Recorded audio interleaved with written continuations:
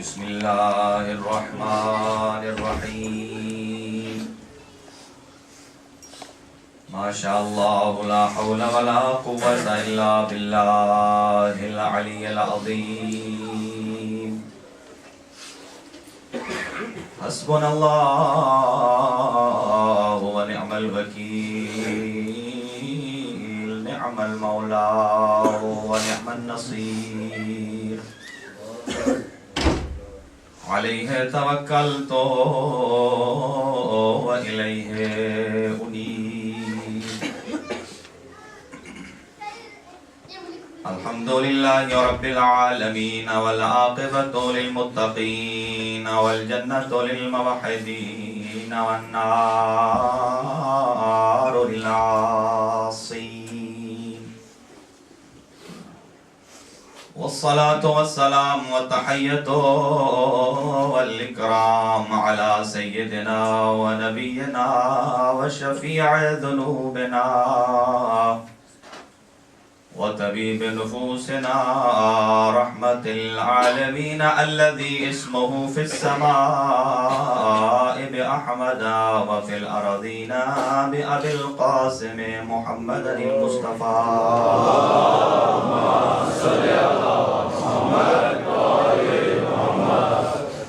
الصلاة والسلام والتحية والإكرام على وصيه ووزيره ووارث علمه علم الأولين والآخرين وابن عمه وحافظ سره وناصر دينه ومروج أحكامه أبي الحسن والحسين زوج فاطمة الزهراء يعقوب الدين أمير المؤمنين سيد الأولياء إمام الهدى علي بن أبي طالب عليه السلام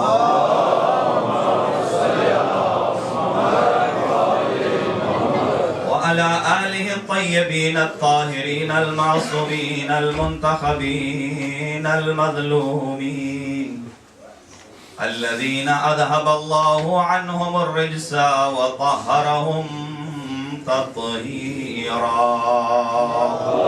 اللهم صل على محمد وآل محمد لا سيما على بقية الله الأعظم روحي وأرواح العالمين لتراب مقدم الفداء عجل الله تعالى فرجه الشريف وسهل الله تعالى مخرجه الشريف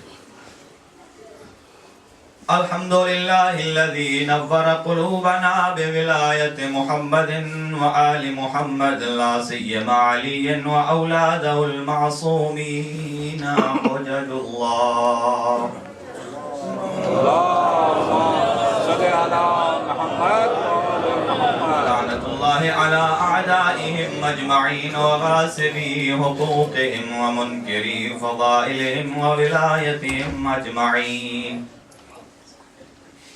أما بعد فقد قال الله الحكيم في كتابه المتين بسم الله الرحمن الرحيم إن الدين عند الله الإسلام وقال عز شأنه في مقام آخر وما أتاكم الرسول فخذوه وما نهاكم عنه فانتهوا صدق الله العلي العظيم اللهم صل على محمد وآل محمد دعا ہے بار الہ بحق محمد اہل بیت محمد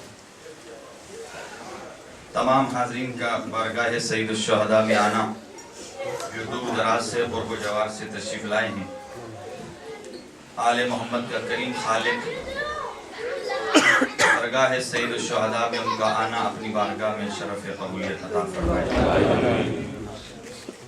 یا اللہ دنیا میں جہاں جہاں جس جس مقام پر عزاداری سید الشہداء کا اہتمام ہے یا اللہ تجھے آل محمد کا واسطہ جہاں جہاں ذکر محمد و آل محمد ہو رہا ہے پروردگار اسے اپنی حفظ و امان میں رکھ، شیعیان حیدر قرار کی محافظت فرما، تمام عزاداری سید الشہداء کی محافظت فرما، دشمنان عزاداری کو نیست و نابود فرما۔ پروردگار بحق محمد و اہل بیت محمد جو بیمار ہیں انہیں شفاء کامل و عاجل نصیب فرما۔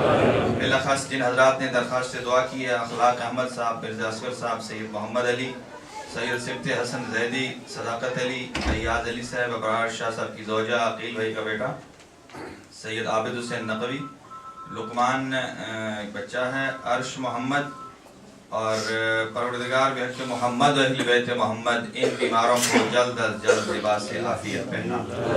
چھوٹی بچی رابعہ ایمان بیمار ہے، بار الہ اسے شفاء کامل و عاجل نصیب فرما۔ پروردگار بحق محمد و اہل بیت محمد جو حضرات اس دنیا سے رخصت ہو گئے انہیں جوار سید الشہداء میں جگہ مرحمت فرما۔ بالاخص 7 محرم کو سید علی اصغر پارہ چنار میں انتقال کر گئے ہیں، شہید ہو گئے ہیں، پروردگار ان کو جوار سید الشہداء میں جگہ نصیب فرما۔ اور سیدہ کمل جعفری بنت سید ابرار حسین جعفری اور حسن علی کی زوجہ یہ بھی انتقال کر گئی ہیں، بار الہ نے جوار سید فاطمہ الزہرا میں جگہ نصیب فرما۔ جن حضرات نے درخواست سے دعا کی ہے پروردگار بحق محمد اہل بیت محمد ان کے درجات عالی ہیں، متعالی فرما۔ سید حفیظ الدین مرحوم کے درجات بلند فرما۔ فاطمی عزادار سید عاشق حسین مرحوم کے درجات عالی ہیں، متعالی فرما۔ پروردگار بحق محمد و اہل بیت محمد ایک اور مومنہ نے درخواست سے دعا کی ہے، امیر حسین بیٹا ان کا فوت ہو چکا ہے، پروردگار بحق محمد و اہل بیت محمد اس کے والدین کو اس کا نعم البدل عطا فرما۔ جن حضرات کی جھولیاں آباد نہیں ہیں بار الہ جلد از جلد ان کی جھولیوں کو آباد فرما۔ پروردگار جنہیں اولاد عطا کی ہے انہیں نیک اور صالح تربیت کی توفیق عطا فرما۔ پروردگار بحق محمد اہل بیت محمد اس ادارے کے معاونین جو حال حیات ہیں ان کی توفیقات خیر میں اضافہ فرما، جو اس دنیا سے رخصت ہو گئے ہیں جوار سید الشہداء میں جگہ مرحمت فرما۔ بالاخص محمد تقی راؤ جی اور خیرون آپا اور بالاخص ان کی والدہ گرامی جنہوں نے اس مجلس عزا کا آغاز اور اس کی بنیاد رکھی تھی، پروردگار بحق محمد اہل بیت محمد انہیں محشر کے میدان میں عزاداران سید الشہداء میں سے معشور فرما۔ مرحوم خاوری صاحب، سید سعادت کاظمی صاحب، ستار بھائی جو حال ہی میں انتقال کر گئے تھے، سید رضا حسین اور یہی سید امیر حسین بچہ بن صدف حسین، پروردگار بحق محمد اہل بیت محمد ان مرحومین کو جوار سید الشہداء میں جگہ نصیب فرما، انہیں کروٹ کروٹ جنت الفردوس نصیب فرما، ان کی قبور کو نور ائمہ علیہ السلام سے منور فرما۔ پروردگار بحق محمد اہل بیت محمد تمام حاضرین کے مرحومین بالاخص ان کے والدین مجلس عزا ایصال ثواب کا بہترین ذریعہ ہے، جو اپنے مرحومین کو ذہن میں رکھے ہیں، پروردگار حاضرین کے مرحومین کے درجات بلند فرما، مرحومین کی مغفرت فرما، ان کی قبور کو نور ائمہ سے منور فرما۔ پروردگار بحق محمد و اہل بیت محمد قبر میں ائمہ طاہرین علیہ السلام کی زیارت و شفاعت نصیب فرما۔ اور اس کے علاوہ جو حضرات دور دراز سے تشریف لائے ہیں اور یہاں جو اپنی نوکری پیش کر رہے ہیں، پروردگار بحق محمد و اہل بیت محمد سید الشہداء کی والدہ گرامی فاطمہ تو زہرا سلام اللہ علیہا ان کی اس عبادت کو اپنی بارگاہ میں قبول فرمائے۔ اپنی دعاؤں کی استجابت کے لیے مل کر ایک باواز بلند صلوات ہدیہ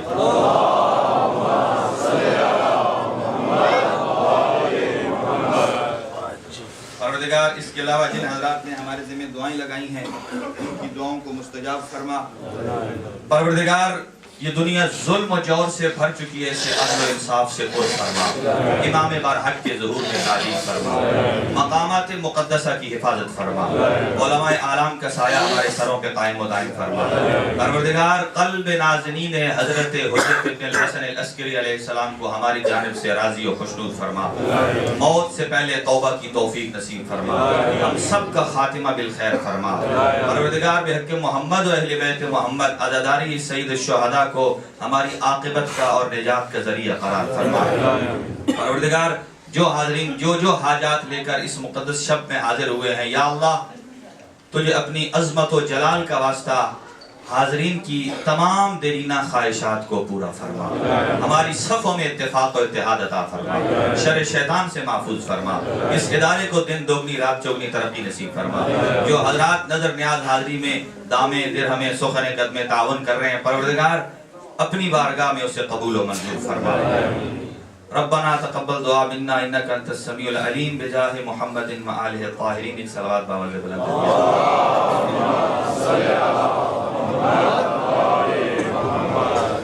آدین سے گزارش ہے کہ پیچھے بالکل جگہ نہیں ہے، اگر ایک ہی قدم آج آخری مرتبہ آپ کو زحمت دوں گا اس مقصد کے لیے، جتنا آگے ہو سکے تشریف لے آئیں تاکہ بعد میں آنے والے حضرات کے لیے مشکل پیش نہ آئے، کیونکہ آج کوشش کریں کہ جتنے زیادہ سے زیادہ حضرات ماہ مجالس میں شریک ہو سکے۔ یہی ایک صلوات پڑھتے ہوئے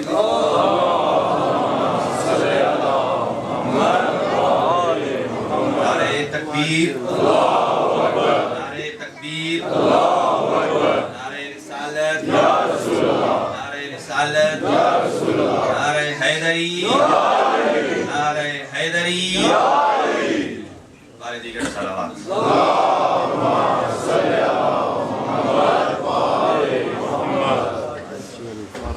حاضرین گرامی قدر، یہ صلوات پر محمد و اہل بیت محمد، یہ وہ دعا ہے کہ امام رضا علیہ السلام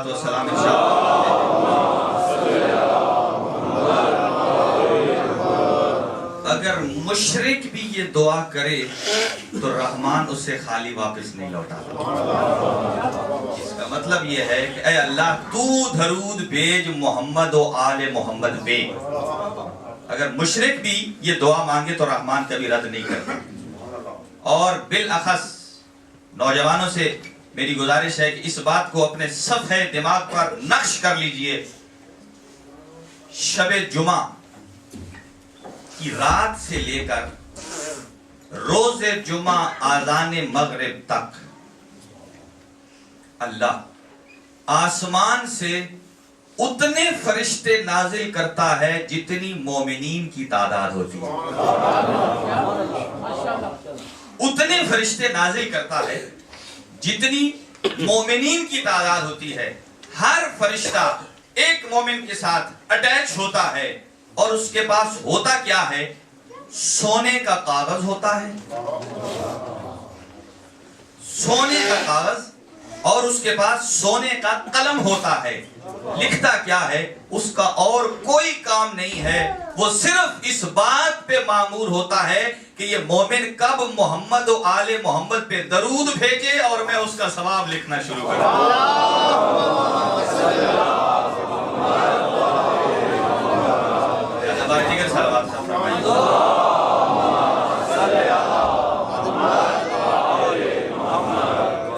حاضرین گرامی قدر کی اگر اجازت ہو تو میں آج اپنی گفتگو کو سمیٹ کر اس کا خلاصہ آپ کی خدمت میں پیش کرنے کی سعادت حاصل کروں۔ آپ کے اذہان میں موجود ہے گزشتہ سے پیوستہ کہ ہماری گفتگو کا آغاز ان الدین عند اللہ الاسلام سے ہوا تھا، اور آج ایک نتیجے کے طور پہ کچھ گزارشات آپ کی خدمت میں گوش گزار کرنا چاہتا ہوں۔ حضرات سے گزارش ہے کہ بڑی توجہ سے ان گزارشات کو سماعت فرمائیے۔ مکتب اہل بیت کا عقیدہ یہ ہے کہ اللہ پروردگار عالم نے جس لاریب کلام میں لاریب دین کو بھیجا ہے، ایسے ہی یہ دین لاریب اجسام میں بھی منتقل کیا ہے، جن کی برابری کرنا ممکن نہیں ہے، لاریب ہیں۔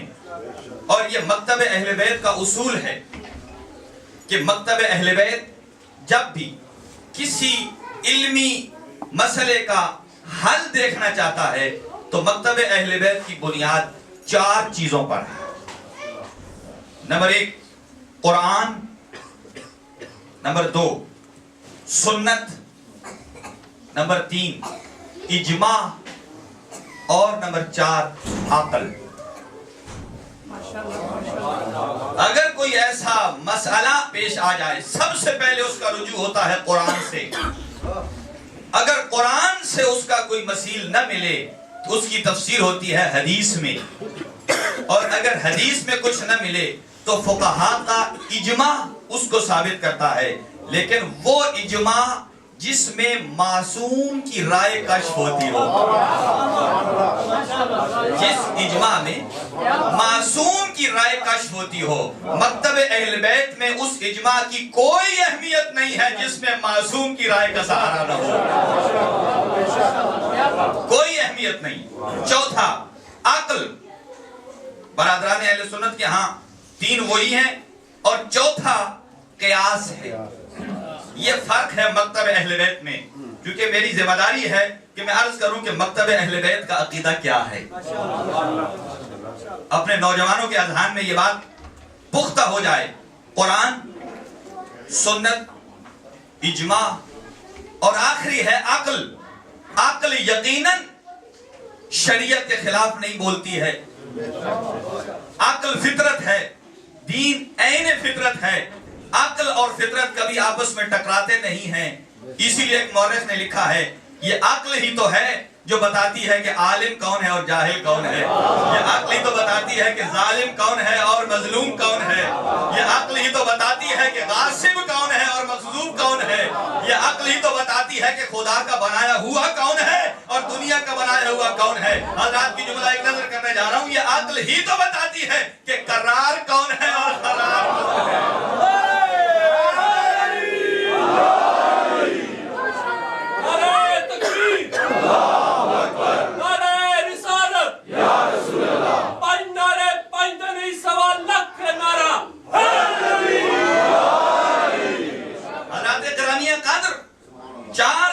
اصول ہیں، اور اس کے ساتھ میں اس آیہ مجیدہ کو متصل کروں گا جس میں ارشاد پروردگار یہ ہے، وَمَا آتَاكُمُ الرَّسُولُ فَخُذُوهُ وَمَا نَهَاكُمْ عَنْهُ فَانْتَهُوهُ۔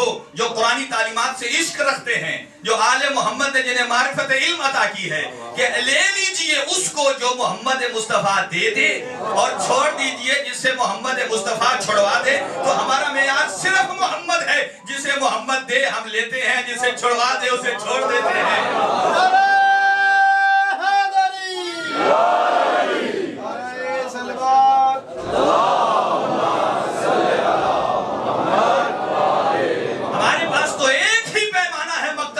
کے پاس نہ ہماری اپنی مرضی کا نام اسلام ہے، نہ ہماری اپنی مرضی کا دین ہے، نہ علی کی مرضی کا نام دین ہے، بلکہ علی کو بھی ہم نے محمد کی وجہ سے مانا ہے۔ اگر علی بھی کسی میدان میں بھاگ جاتے، ہمیں شخصیت پرست نہیں، ہمیں کردار چاہیے، کردار کو فالو کرتے ہیں۔ عزیزان گرامی قدر، سرکار دو عالم سے عبداللہ ابن مسعود آئے اور پوچھا، یا رسول اللہ ما ہوا صراط المستقیم، صراط مستقیم کیا ہے؟ آج یہی تو طے کرنا ہے کہ وہ کون سا دین ہے جو صراط مستقیم کا ضامن ہے، کون سا دین ہے جسے اللہ نے اسلام کو پسند فرمایا۔ وہ دین اسلام جو آپ کی نجات کا ضامن ہے، جو آپ کی بقا کا ضامن ہے، جو آپ کی آخرت کا ضامن ہے، جو حشر میں آپ کا ضامن بنے گا، وہ کون سا دین ہے؟ پوچھا کیا ہے صراط مستقیم؟ عبداللہ ابن مسعود نے کھڑے تھے کہاں؟ مسجد نبوی کے دروازے پہ۔ سرکار نے فرمایا عبداللہ ایک مرتبہ پھر پوچھو، ایک مرتبہ پھر پوچھو۔ اتنے میں دروازہ علی ابن ابی طالب کھلا، سرکار علی آئے۔ آپ جانتے ہیں کہ اگر کوئی بھی چیز سامنے آ جائے انسان ضرور ادھر متوجہ ہوتا ہے۔ جیسے ہی عبداللہ ابن مسعود ادھر متوجہ ہوئے، سرکار نے کہا مجھ سے پوچھتا بھی ہے اور دیکھ بھی رہا ہے۔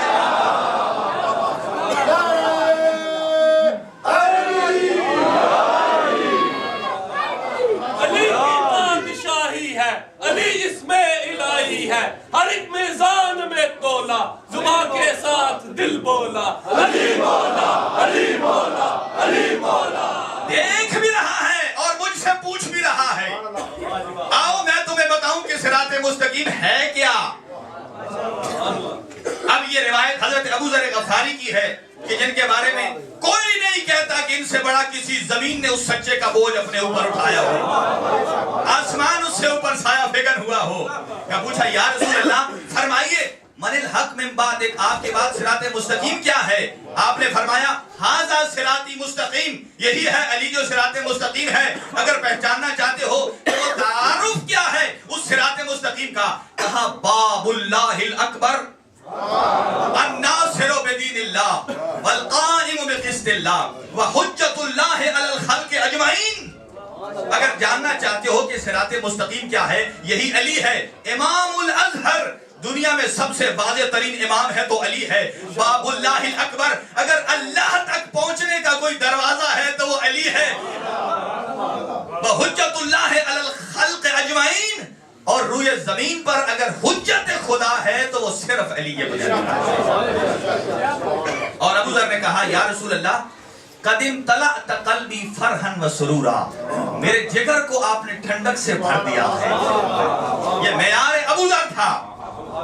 یا رسول اللہ فزد فیہ، مزید اضافہ فرمائیے۔ آپ نے فرمایا لولا علی ما بان الحق عن الباطل، لولا علی ما بان المؤمن عن المنافق، لولا علی لما کان اللہ خلق الثواب والعقاب، لولا علی لما کان اللہ خلق الجنت والجہنم۔ پاک پیغمبر نے فرمایا صراط مستقیم وہ ہے، اگر یہ صراط مستقیم نہ ہوتا تو یہ نہ پتہ چلتا حق کیا ہے باطل کیا ہے، اگر علی نہ ہوتا تو یہ نہ پتہ چلتا مومن کیا ہے منافق کیا ہے۔ یہ حضرت ابوبکر صدیق کی روایت ہے۔ آپ نے فرمایا کننا نعرف فی عہد رسول اللہ بغضاً بعلی ابن ابی طالب، ہم نے اگر رسول کے زمانے میں پہچاننا ہوتا کہ مومن کون ہے منافق کون ہے، ہم اس کے سامنے نام علی کا لیتے، چہرہ بگڑ جائے پہچانتے منافق نہیں۔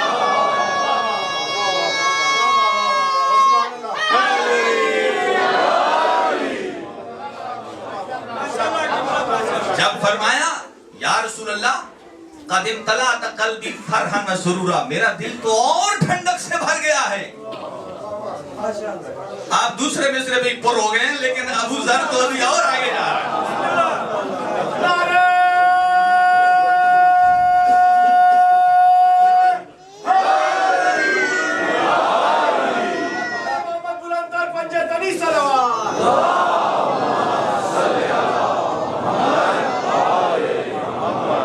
آپ نے فرمایا اے ابو ذر سنو، یہ حدیث کا تیسرا بند ہے کہ جب میں معراج پر گیا، چوتھے آسمان پہ پہنچا، نماز کا وقت ہو گیا، جبرائیل نے آذان کہی، میکائیل نے اقامت کہی، میں مصطفیٰ نے نماز پڑھائی۔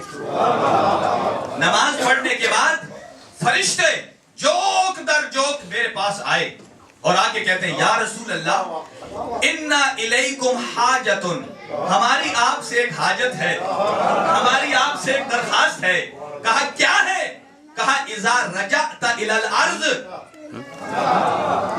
جب آپ زمین پہ پلٹ کر جائیں تو فَقْرَأْ مِنَّا عَلِيًّا سلام، تو ہماری طرف سے علی کو سلام کہیے گا۔ رسول نے پوچھا اَتَعْرِفُونَهُ، کیا آپ سارے علی کو جانتے ہیں؟ کسی نے کہا جی ہاں فلاں مقام پہ علی نے ہماری رہنمائی فرمائی، جبرائیل نے کہا فلاں مقام پہ اس نے میری رہنمائی فرمائی، جی ہاں ہم سب جانتے ہیں علی کو۔ چنانچہ پاک پیغمبر جب واپس آئے کہا تعال یا علی، میرے قریب آئیے۔ جب بلایا تو سرکار علی نے کیا پوچھا؟ کہا یا رسول اللہ فلاں فرشتہ اس کا یہ نام تھا، اس کا کیا حال تھا؟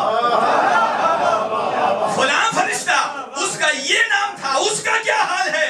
چنانچہ بتانا یہ چاہتے تھے اگر سارے ملائکہ مجھے علی کو جانتے ہیں تو میں علی کسی سے کم نہیں۔ انی اعلم طرق السماوات من طرق الارض، میں ہی تو وہ علی ہوں جو صراط مستقیم ہے، جو زمین کے راستوں سے آسمان کے راستے زیادہ جانتا ہے۔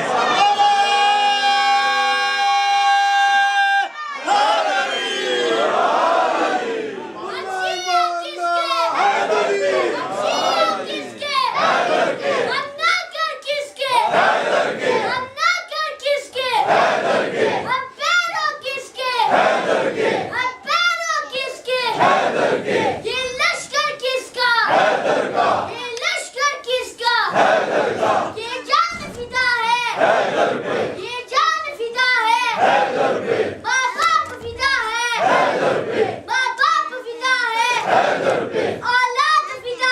حیدر پہ اولاد فدا ہے حیدر پہ سب کچھ فدا ہے حیدر پہ سب کچھ فدا ہے حیدر پہ ہے ہماری درسگاہ کربلا کربلا ہے ہماری درسگاہ کربلا کربلا حق کا سیدھا راستہ کربلا کربلا حق کا سیدھا راستہ کربلا کربلا المدد المدد یا علی یا علی المدد المدد یا علی یا علی المظلوم المظلوم یا حسین یا حسین المظلوم المظلوم یا حسین یا حسین وفا وفا یا عباس یا عباس پنجناری پنجتنی جو لکھنرا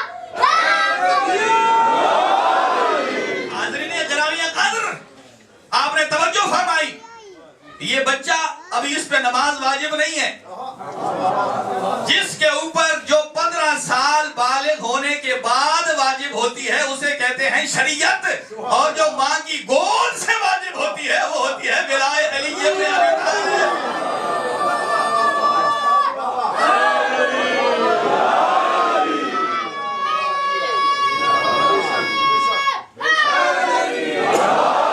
یہ ماؤں کی تربیت کا اثر ہے کہ یہ آج بچے بول رہے ہیں ولایت علی ابن ابی طالب، جس کے دل میں نور چمک رہا ہے۔ ہم نے عرض کیا ہے مکتب اہل بیت کا عقیدہ یہ ہے وما آتاکم الرسول فخذوہ، جو محمد دے دے جو دے دے جو دے دے لے لیجئے، اس میں چوں چراں کی گنجائش نہیں ہے، یہ مکتب اہل بیت کا عقیدہ ہے، جو محمد دے دے۔ اب سنیے محمد مصطفیٰ نے کیا دیا ہے، ھذا صراطی مستقیم، یہی تو ہے علی ابن ابی طالب جو صراط مستقیم ہے۔ ان میں وجہ شباہت کیا ہے؟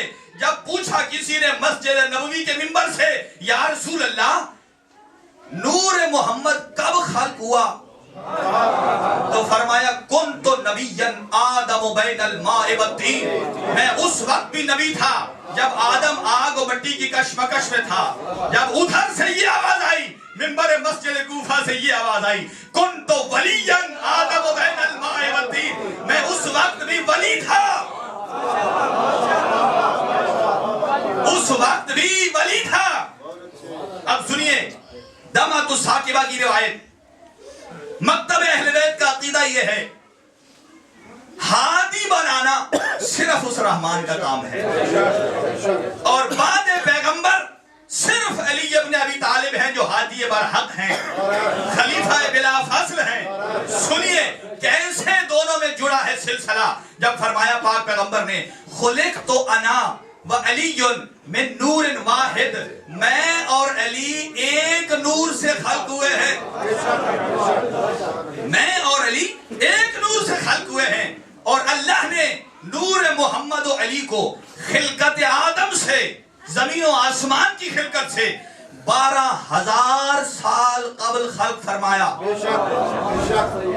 جب پوچھا یا رسول اللہ خلقت آدم سے پہلے نور مصطفیٰ کیا کرتا رہا، کہا اللہ نے 10 حجابوں میں رکھا ہے، حجاب قدرت میں رکھا ہے، پھر حجاب سلطنت میں رکھا، پھر عزت میں رکھا، پھر عظمت میں رکھا، پھر منت میں رکھا، پھر رحمت میں رکھا، پھر سلطنت میں رکھا، پھر منزلت میں رکھا، پھر رفعت میں رکھا، پھر شفاعت میں رکھا، پھر سعادت میں رکھا۔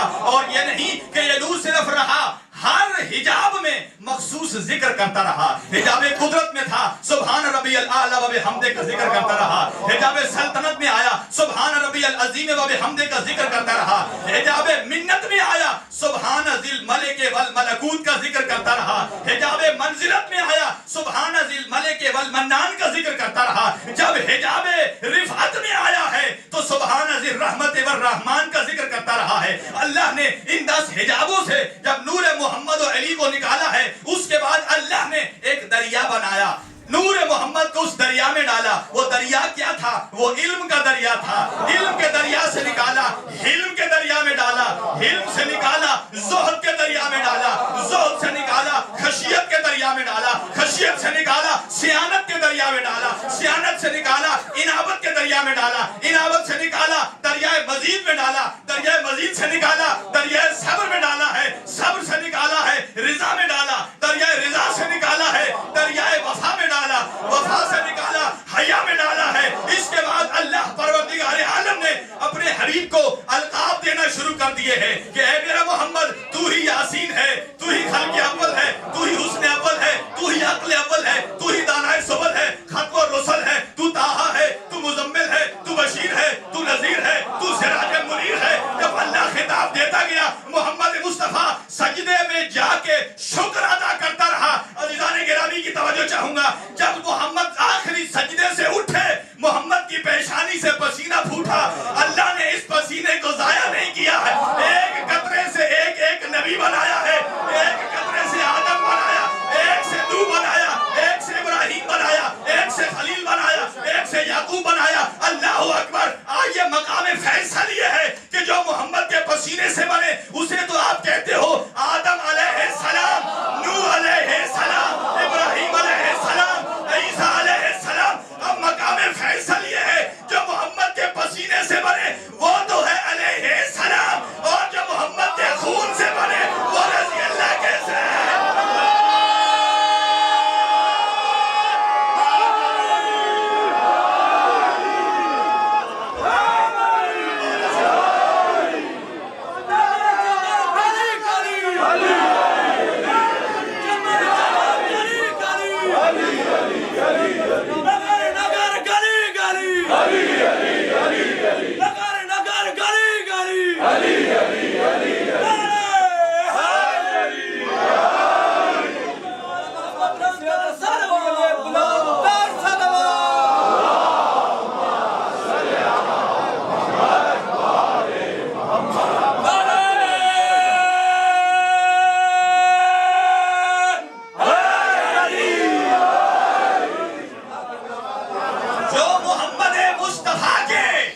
پسینے سے بنے وہ تو ہے علیہ السلام، اور جس کے لیے محمد فرمائے لحموں کا لحمی دموں کا دمی، وہ رضی اللہ کیسے ہیں؟ سنیے، اس رحمان نے محمد مصطفیٰ نے فرمایا اسلاب طاہرہ سے ارحام مطہرہ میں ہوتا ہوا اللہ نے اس نور مصطفیٰ کو صلب عبد المطلب میں قرار دیا ہے۔ اس کے بعد رحمان نے دو حصوں میں تقسیم کر دیا ہے۔ یہ ہے وہ ان الدین عند اللہ الاسلام، کہ اسلام کس کے پاس ہے؟ جس محمد کے پاس آیا ہے اسی کے دوسرے حصے کے بعد میں آیا ہے۔ کہا ایک حصے کو صلب عبداللہ میں رکھا ہے، ایک کو صلب ابو طالب میں رکھا ہے۔ جو صلب عبداللہ میں تھا وہ دین کا پہلا حصہ محمد کی شکل میں رسول اللہ بن گیا، جو صلب ابو طالب میں تھا علی کی شکل میں ولی اللہ بن گیا۔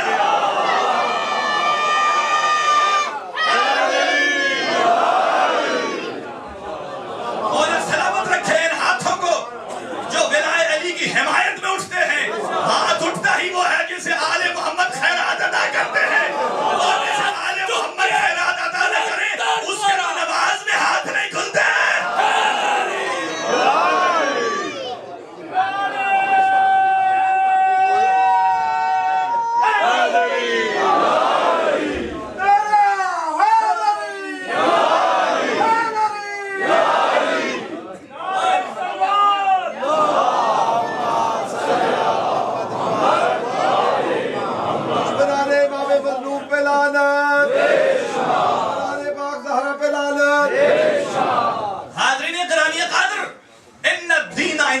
اسلام، وہ کون سا اسلام جو شروع ہوا تھا لا الہ الا اللہ سے۔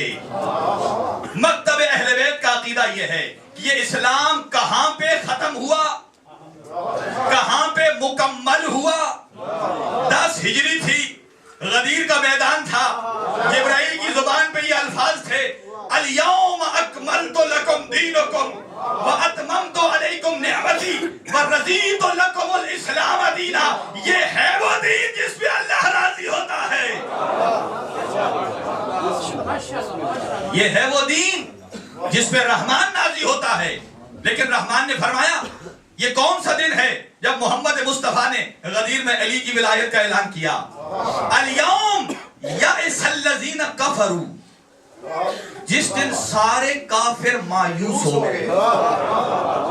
حاضرین کی توجہ ہو تو جو ملاحظ کروں، بھائی سارے حاجی تھے، 1.25 لاکھ حاجی آ رہے تھے تازہ حج کر کے۔ قرآن کہتا ہے کافر مایوس ہو گئے، مانا کہ کچھ کافر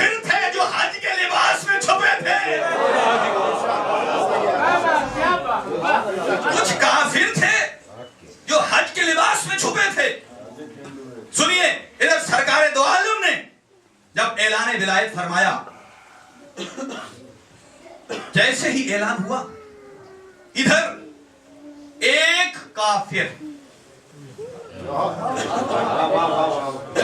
جو تازہ حاجی تھا، نمازی بھی تھا، جس کا نام ہے حارث بن نعمان الفہری، یہ بول پڑا، کھڑا ہو گیا، یا رسول اللہ، اچھا ایک اور بات پہلے سماعت فرما لیجئے، ٹھیک ہے اس کے پرانے اعمال جیسے بھی ہوں، لیکن سرکار امام صادق فرماتے ہیں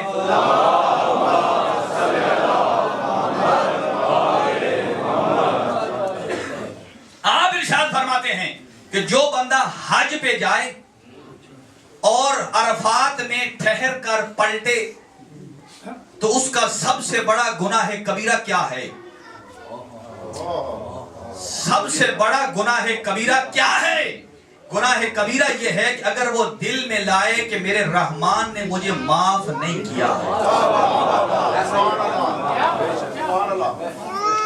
یہ ہو نہیں سکتا انسان وقوف عرفات کرے اور رحمان معاف نہ کرے۔ تو سرکار صادق علیہ محمد نے فرمایا ہے جو شک کرے کہ اللہ نے مجھے معاف کیا ہے یا نہیں کیا، اس نے اپنے ایمان میں نہیں ہمارے فرمان میں شک کیا ہے۔ تو یہ تھا حاجی، پرانا ریکارڈ اس کا ہو گیا صاف، ایسے ہی ہو گیا جیسے ابھی شکم مادر سے دنیا میں آیا ہے۔ یہ کوئی عام حاجی نہیں تھا، 3 سٹار حاجی تھا، بڑی قداور شخصیت۔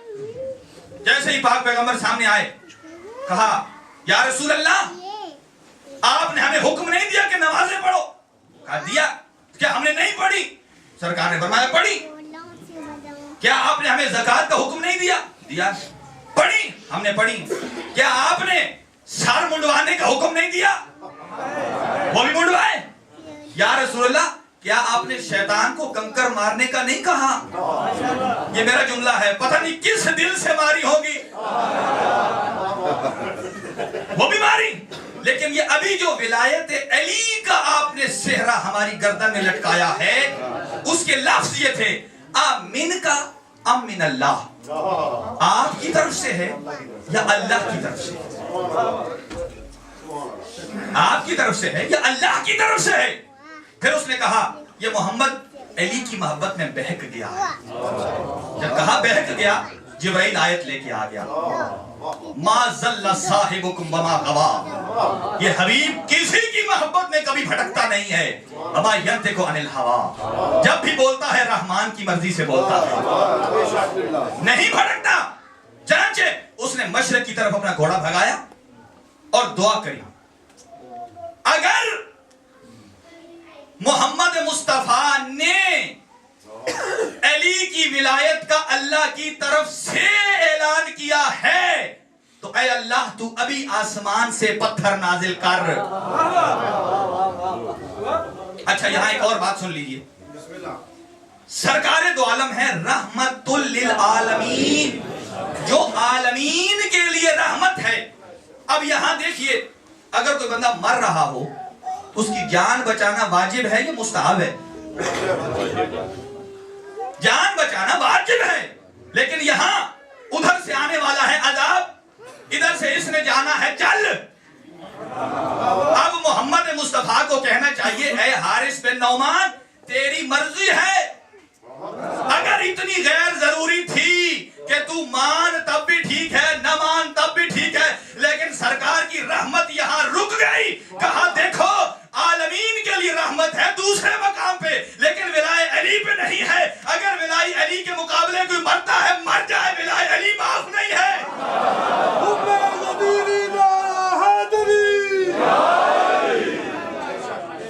یہ معاف نہیں ہے۔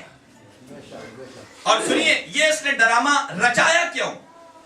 اس سے پہلے ایک ڈرامہ ہو چکا تھا جو کیا تھا ابو جہل نے، جب اعلان نبوت کیا تھا سرکار دو عالم نے، ابو جہل نے چیخا چلایا، سارے عرب کو کہا دیکھو اللہ نے جبرائیل اسی یتیم پہ بھیجنا تھا۔ طائف اور عرب کے سارے امیر اسے نہیں پتا کہ یہ رحمان عہدہ امیروں کو دیتا ہی نہیں ہے جہاں تم ڈھونڈ رہے ہو۔ چنانچہ وہ خانہ کعبہ کے پاس آیا، اس نے اعلان کیا لوگوں کو جمع کر کے، اگر محمد سچے ہیں، اللہ کے رسول ہیں، تو اے اللہ تو میرے اوپر آسمان سے عذاب نازل کر۔ لیکن آیت آ گئی سورہ انفال کی 33 نمبر آیت، ما کان اللہ لیعذبہم ولکن فیہ وانتم فیہ، اے میرے حبیب ان پر میں کیسے عذاب نازل کروں تو جو ان میں رہتا ہے، آپ جو رہتے ہیں۔ چنانچہ پتھر نہیں آیا، صرف آیت آ گئی، صرف آیت آئی، محمد مصطفیٰ تھے۔ اب سنیے اس نے کیوں یہ ڈرامہ کیا تھا کہ ابھی محمد موجود ہیں، عذاب تو آئے گا نہیں، ولایت علی سے جان چھوٹ جائے گی۔ آیت کون سی آ گئی؟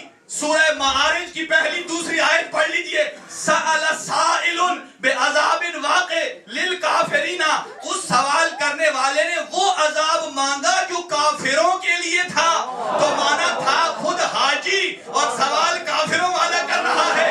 اللہ نے یہاں صرف آیت نہیں بھیجی، ساتھ پتھر بھی بھیج دیا ہے، یہاں جل گیا ہے۔ بتانا یہ چاہتا ہوں ابھی رحمت العالمین زندہ ہے، جو پاس کھڑا ہے وہ جل گیا ہے، اور اگر کوئی پاس دفنا دیا جائے۔ اے دربار سچیا دا کرسا بھی سچیا تو برا بناوے اے میرا قصور ہے۔ اے دربار سچیا دا کرسا بھی سچیا تو برا بناوے اے میرا قصور ہے۔ انصاف دے گل تے خنجر چلا کے تو منصب صداوے اے میرا قصور ہے۔ علی نال سکے برا بھی نہیں رل دے تو گنڈے رلاوے اے میرا قصور ہے۔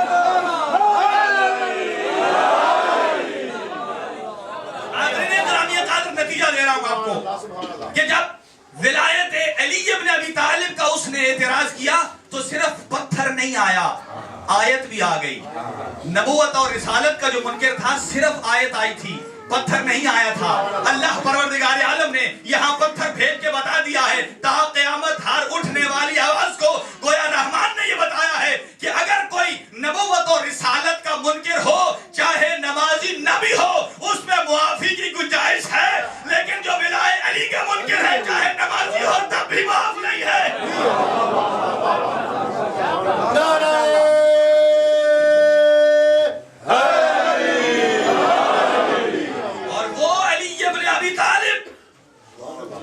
اسی لیے کچھ کہتے ہیں کہ یہ مکتب اہل بیت صحابہ کو نہیں مانتا۔ بھائی ہماری لاکھوں جانیں قربان صحابہ کی ان آنکھوں پہ جنہوں نے کالی کملی والے کو اپنی آنکھوں سے دیکھا ہے، ہزاروں لاکھوں جانیں قربان ان کی زبانوں پہ جو محمد مصطفیٰ سے بولے ہیں، تو کہتے ہیں پھر آپ کیوں کہتے ہیں کہ فلاں صحابی میدان سے بھاگ گئے تھے؟ ارے توجہ چاہیے، ہم یہ کہتے ہیں کہ جو میدان سے بھاگے تھے وہ صحابی نہیں تھے، وہ تو منافق بھاگے تھے۔ اور محمد کے جنازے میں بھی تو صحابی ہی شریک تھے نا۔ صحابہ کرام ہماری جانیں قربان، ان پہ بس میری گفتگو تمام کہ اگر بطول کو راضی کر لیا تو رسول بھی راضی۔ کسی شاعر نے کیا خوب کہا ہے کہ یہی شان برگ ہے کہ اس پہ پھول راضی ہو، کتنا خوش قسمت ہے جس پہ بطول راضی ہو۔ جس کو کہو گے مانیں گے اس کو، پر شرط یہ ہے کہ پہلے بطول راضی ہو۔ سامعین محترم، یہ وہ مکتب اہل بیت کہ جس کی ہر بنیاد پہ معصوم کی رائے شامل ہے، اور انہی کا ایک شاگرد تھا بہلول۔ جب کسی نے کہا کہ میں تیری شاگردی میں آنا چاہتا ہوں، اس نے کہا میری شرط یہ ہے کہ جو میری شاگردی میں آتا ہے میں پہلے اس سے 3 امتحان لیتا ہوں، اگر 3 امتحانوں میں ہو جائے کامیاب پھر میرا ہوتا ہے شاگرد۔ کہا لیجئے کیا امتحان ہے؟ کہا یہ فرمائیے کہ کھانے کے کیا آداب ہیں؟ اس نے کہا پاک پیغمبر نے فرمایا ہے کھانا کم سے کم کھانا چاہیے، کہا جا تجھے کھانے کا نہیں پتا تو میرا شاگرد کیسے بنے گا؟ کہا بتائیے سونے کے کیا آداب ہیں؟ کہا پاک پیغمبر نے فرمایا کم سے کم سویا جائے، زیادہ سے زیادہ عبادت پروردگار کی جائے۔ کہا جا تجھے سونے کے آداب ہی نہیں پتا تو میری شاگردی کیا لے گا؟ تیسرا، بولنے کے کوئی آداب ہیں؟ کہا سرکار نے فرمایا کم سے کم بولا جائے تاکہ جتنا کم بولو گے اتنی غلطیاں کم ہوں گی۔ کہا جا تیرے علم میں نہیں ہے بولنے کے آداب کیا ہیں تو بہلول کا شاگرد کیا بنے گا؟ جاتے جاتے کہنے لگا ذرا یہ تو بتا دیجئے استاد صاحب کہ ان کے آداب کیا ہیں؟ اس نے کہا ایسے نہیں۔ چنانچہ جب بتایا ہارون رشید کو، اس نے پوری محفل لگائی اور محفل میں بلایا کہ یہ ہے بہلول جس نے حدیث رسول کا انکار کیا ہے۔ رسول نے کہا کم سے کم کھاؤ، کم سے کم سو، کم سے کم بولو، یہ کہتا ہے تجھے آداب نہیں پتا؟ اس نے کہا محفل سجاؤ میں بتاتا ہوں ان کا مطلب کیا ہے۔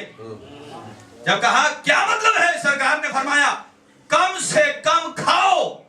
اس نے کہا یہ تو بعد کا مسئلہ ہے، پہلے یہ دیکھو وہ حلال بھی ہے یا حرام بھی ہے، یہ آ کہاں سے رہا ہے، یہ کس مقام سے آ رہا ہے۔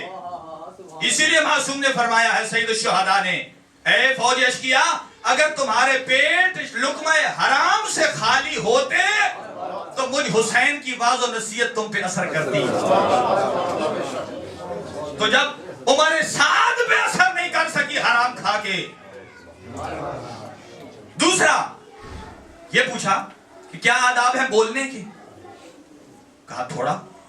کہا یہ تو بعد کا مسئلہ ہے تھوڑا بولے یا زیادہ بولے، پہلے تو یہ بتا جو بول رہا ہے وہ بولنا حلال بھی ہے یا حرام ہے، کہیں جھوٹ تو نہیں بول رہا، کسی کی غیبت تو نہیں کر رہا، کسی پہ تہمت تو نہیں لگا رہا ہے، بولنے سے پہلے سوچ۔ اسی لیے معصوم نے فرمایا ہے عقل مند وہ ہوتا ہے جس کی زبان اس کی عقل کے تابع ہوتی ہے، پہلے سوچتا ہے پھر بولتا ہے، اور بے وقوف کی نشانی یہ ہے کہ اس کا دماغ اس کی زبان کے تابع ہوتا ہے، پہلے کچھ کہہ لیتا ہے پھر کہتا ہے لولا علی۔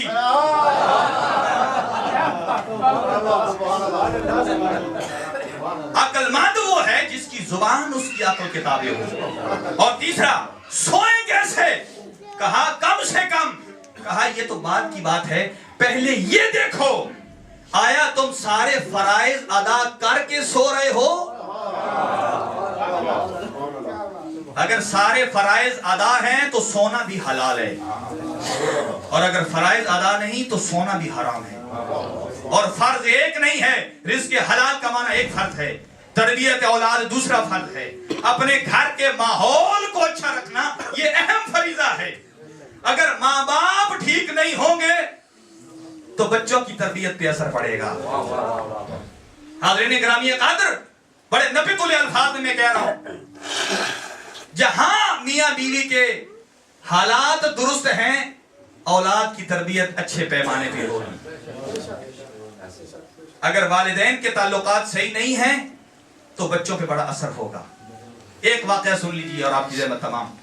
عراق میں ایک بہت بڑا تاجر تھا، اس کے بیٹے نے کسی ایک راہگیر کو جس کے پاس ایک مشک تھی اور جو اس کا صرف روزی رساں کا ذریعہ تھا، ایک مقام سے پانی بھرتا اور دوسرے مقام پہ بیچتا اور پیسے لیتا تھا، انکم اس کی بچوں کو کھلاتا تھا۔ چنانچہ اس تاجر کے بچے کے ہاتھ میں تیر کمان آیا، اس نے چلایا، اس کی مشق میں دیا اور وہ بھاگ گئی۔ اور وہ ماشکی سمجھدار تھا، وہ اس بچے کے پاس نہیں آیا، سیدھا گیا اس کے باپ کے پاس، کہتا ہے جی آپ کے بیٹے نے یہ کارنامہ کیا۔ باپ بھی سمجھدار تھا، اس نے بیٹے کو کچھ نہیں کہا، اس نے کہا یہ بیٹے کا قصور ہی نہیں ہے، دیکھو زمین میں جس قسم کا بیج بو گے اسی فصل کا انتظار کرو۔ اگر بیج ناقص بویا ہے اور فصل اچھی کی امید رکھنا بے وقوفی ہے۔ بیج اچھا بوئیے، جیسا بوئیں گے ایسا پائیں گے۔ زوجہ سے پوچھتا ہے دیکھ میں تو ہمیشہ رزق حلال کما کے لاتا ہوں, سوچ کہیں رزق حرام تو نہیں کھلایا اس کو. چنانچہ اس نے سوچا, تیسرے چوتھے دن اسے یاد آیا جو آپ لاتے ہیں وہی کھلاتی ہوں. ایک واقعہ یاد ہے کہ جب میں حاملہ تھی, ہمارے گھر کے باہر ایک انار فروش آیا. میرا ترشی پہ دل تھا, میں نے اس سے انار لیا. کپڑے سلائی کر رہی تھی, سوئی تھی ہاتھ میں, اس میں چبھو کے دبا کے میں نے ایک رس چوسا, ایک قطرہ, کہ اگر ہو میٹھا تو خریدوں گی. وہ سمجھ گیا. اس نے کہا اتنا بتا, اس ایک قطرے کی قیمت ادا کی تھی؟ اس نے کہا نہیں. تو کہا یہ اسی ایک قطرے کا اثر ہے. اب خود فرمائیے, جس نے پورے کا پورا زہرا کا حق غصب کیا ہو.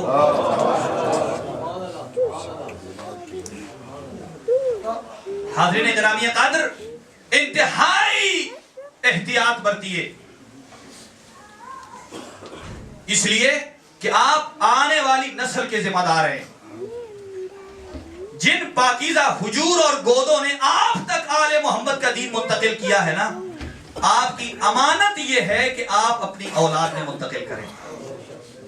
اور یہ عزاداری سید الشہداء بہت بڑی نعمت پروردگار ہے کہ جس میں آپ اپنے بچوں کو صرف ساتھ لاتے ہیں اور یہاں سے آل محمد کا درس سیکھ کے جاتے ہیں. اور آج شب عاشور ہے نا, جو دور دراز سے 10 دن ہو گئے ہیں زہرا کے بیٹے حسین کو تلاش کر رہے ہو. ایک رات کا مہمان. آج کچھ کہنے کی ضرورت نہیں ہے, کچھ پڑھنے کی ضرورت نہیں ہے. اس شہید کا تذکرہ ہے جس پہ غیر مسلم بھی آنسو بہاتے ہیں. بچوں سے کس کی دشمنی ہوتی ہے عزادارو؟ آپ چھوٹی چھوٹی اولاد والے ہو نا, اب آپ سے میں کہوں کہ علی اصغر کی شہادت پہ گریہ کرو, اتنا جملہ کافی ہے. چھوٹی چھوٹی اولاد والو, واقع کربلا کے بعد رباب جب سوتی نا, جب کروٹ بدلتی نا, دائیں طرف تو اصغر یاد آتا, اور کبھی دھوپ سے ہٹی نہیں تھی. مولا سجاد نے پوچھا کہ اب تو ہٹائیے. کہا میرا مولا, میں نے آخری وقت میں اس کو دھوپ پہ دیکھا ہے, میں کیسے اپنے آپ کو سائے پہ لے جاؤں. اور وہ علی اصغر 10 رجب کو پیدا ہوئے تھے, 10 محرم کو پورے 6 سال کا ہو گیا تھا, 6 مہینے کا ہو گیا تھا. اور بی بی زہرا نے فرمایا کہ جب محشر کے میدان میں محمد مصطفیٰ کی بیٹی آئے گی نا, تو پتہ ہے کیسے آئے گی؟ ایک ہاتھ پہ عسکر کا لاشا ہوگا, ایک ہاتھ پہ سکینہ کا لاشا ہوگا. ہائے کرو نا یار, آج شب عاشور بھی کچھ کہنے کی ضرورت ہے. ایک ہاتھ پہ عسکر کا لاشا, ایک پہ سکینہ کا لاشا. اللہ کی عدالت میں یہ انصاف کریے. اللہ تو خود انصاف فرما. میرا اکبر تو جنگ کرنے کے قابل تھا, میرا قاسم تو جنگ کرنے کے قابل تھا. اے اللہ, یہ 6 مہینے کا اصغر بھی جنگ کرنے کے قابل تھا. آج رکمر اللہ, عزادارہ نے مظلوم کربلا سب سے آخری شہید ہے کربلا کا حسین سے پہلے یہ 6 مہینے کا اصغر. جب حسین نے آواز لگائی نا, حل من ناصر ینصرنا, تو خیمے میں اصغر نے اپنے آپ کو جھولے سے نیچے گرا دیا ہے. کوئی بتایا بابا, کوئی آئے نہ آئے, 6 مہینے کا اصغر تیار ہے. آج رکمر اللہ, جو حاجات اپنے ذہن میں لے کے بیٹھے ہو انہیں پورا کریے, دہرائیے. اور حسین نے رباب سے کہا لاؤ مجھے اصغر دو, میں اسے پانی پلا لاؤں. ہاتھوں پہ اٹھایا, یقیناً تمازت آفتاب کی وجہ سے حسین نے اصغر پہ چادر دے دی. دشمن سمجھا کہ حسین اب قرآن لے آیا ہے. قرآن لانا تھا تو اکبر سے پہلے لے آتا, عباس سے پہلے لے آتا, اب کیوں قرآن لے کے آئے.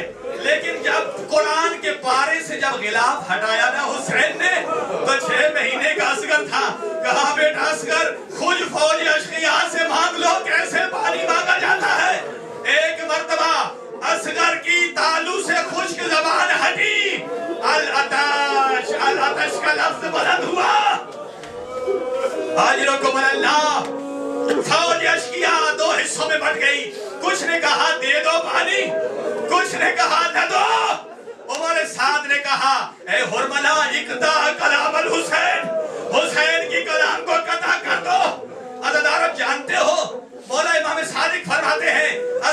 यतलज़्ज़ा सबिय्यु अला यदिल अब, बच्चा अपने बाप पे यतलज़्ज़ा की कैफियत में था।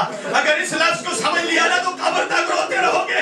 यतलज़्ज़ा की कैफियत क्या होती है कि जब मछली को पानी से बाहर निकाला जाए ना, उसमें पूरी ताकत होती है, वो ऊपर नीचे उछलती है, और जब उसे और ताकत कम हो जाए ना, फिर दाएं बाएं करवट लेती है। जब और कम हो जाए ना तो फिर आखिर में खोलती है, मुंह बंद करती है। असगर शिद्दत प्यास से कभी मुंह खोलते थे, कभी बंद करते हैं। आज तो करबला का मंजर नहीं बन गया आज़ादारों। आज लोग को आज़ादारों ने मजलूम करबला, उसने कहा हुरमला हुसैन की कलाम को कदा कर दे। अब सुनते हो कि उसने कौन से तीर का इंतखाब किया है जो इंसानों को नहीं मारा जाता था, शेषोबा तीर जो हैवानों को मारा जाता था, वो मारने वाला खड़ा होके नहीं मार सकता था, एक जानू जमीन पे रखता था और फिर मारता था। जब इसने अली असगर के गले का निशाना लिया ना तो तीर गिर गया, फिर लिया गिर गया। जब 3 मरतबा गिरा ना, उमर साद कहता है हुरमला तू तो दरिया से उठने वाली मछली की आंख का निशाना लेता था, क्या वजह है, क्यों तीर गिर रहा है? कहता है काश तू वो मंजर देखता जिसे मैं अपनी आंखों से देख रहा हूँ। जब मैं असगर के गले का निशाना लेता हूँ, कभी मेरी आंखों के सामने रसूलुल्लाह की तस्वीर आती है, कभी अली मुर्तज़ा की आती है, और ये कहते हुरमला अपना तीर भी देख, 6 महीने का असगर। आज आज़ादार मजलूम करबला, न जाने उसने कैसे तीर रिहा किया। छठे इमाम फरमाते हैं ज़ुबिहु मिनल उज़ुन इलल उज़ुन, एक कान से दूसरे कान तक छिद गया। ज़हरा के लाल ने अपना चुल्लू असगर की गर्दन के नीचे रखा। मुझे ये बताओ, जिसकी माँ का दूध खुश्क हो गया हो उसमें कितना खून निकलेगा? चंद कतरे खून के निकले ना, मातम करके सुनिए अब ये जुमला कि जब कतरे खून के निकले, हुसैन आसमान की तरफ फेंकना चाहते थे, आवाज़ कुदरत आई, आसमान जमीन पे आ जाएगा। जमीन में फेंकना चाहा, जमीन ने कहा जलजला आ जाएगा। शायर ने ये जुमले कहा, इनकार आसमान को है, राजी जमीन नहीं, असगार तेरे खून का ठिकाना कहीं नहीं। आज रखो मन अल्लाह। आज़ादारों, इसके बाद ज़हरा के लाल ने क्या किया? जब असगर को अपने हाथों पे उठाया ना, अभी कभी आगे चलते थे, कभी पीछे चलते। कल रोज़े आशूर को ये अमल करेंगे ना आप, 7 मरतबा आगे चल के पढ़ेंगे, इन्ना लिल्लाहि व इन्ना इलैहि राजिऊन, बिरिज़न बिक़ज़ाइहि व तस्लीमन लिअम्रिहि। जब मुख्तार सक़फ़ी ने हुरमला को पकड़ा ना, कहा ए हुरमला बता तू भी कभी रोया है? कहता है हाँ, 1 मरतबा रोया। जब हुसैन असगर को लेकर कभी आगे जाते कभी पीछे जाते। क्यों? कहा जब ख़याम की तरफ जाते ये कहते हैं हुसैन असगर तेरी माँ बर्दाश्त नहीं कर सकेगी। फिर पलटते, तुझे गंजे शोहदा में रखूं, नाजुक सा फूल है, घोड़ों की टापों का उजागर, घोड़ों की टापों का लुक़मा बन जाएगा। न जाने हुसैन ने अपनी जुल्फ़िकार से छोटी सी कब्र खोदी। अल्लाह के वास्ते आप मेरी तरफ देखना, हुसैन ने कब्र खोदी। अब न जाने छोटी छोटी औलाद वालों, आप ठंडी गर्म चीजों से बच्चों को कितना महफूज रखते हैं। करबला की गर्म रेत है, कैसे लिटाए ज़हरा का लाल, कब्र में असगर को लिटाया। अब मट्टी कैसे डाले, पैरों की तरफ से डालना शुरू की। जब छाती पे आ गए तो खुदा ना मेरी तरफ देखना, जब मुंह पे मट्टी डालने का वक्त आया, हुसैन ने अपना रुख मोड़ लिया। मातम करो मातम हुसैन।